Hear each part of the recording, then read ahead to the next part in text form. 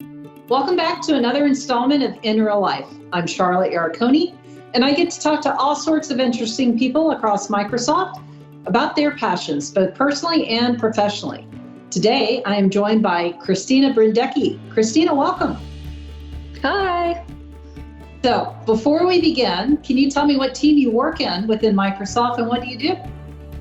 Yeah, I'm on the developer relations team at Microsoft in cloud and AI, and I get to focus on building community for student developers.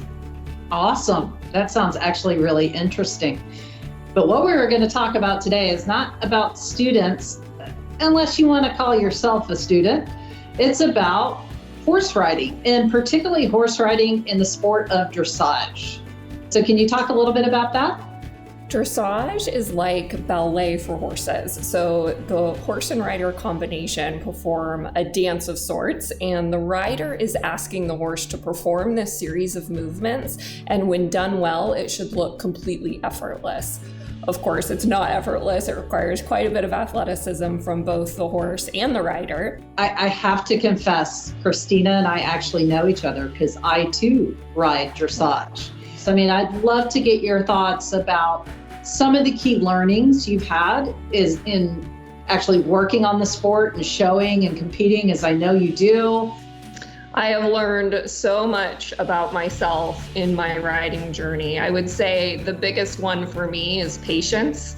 I have a tendency to want to fix things right away and put a plan into place and just expect things to kind of work out. And with horses, it's never a linear journey. I have really had to learn how to be patient about the process and have taken that really into my career, whether it's a big project or just, everyday things that you're working on. We are in the midst of the pandemic, and it is quite an unusual time where normally you'd put your horse in a horse trailer and you'd go to a horse show that would last over several days. I won't be going to any horse shows this summer, choosing to use this time to work on our foundation. Well, Cristina, that's about all the time we had. Thank you so much for telling us about your horse and your passion and the learnings that you get from it.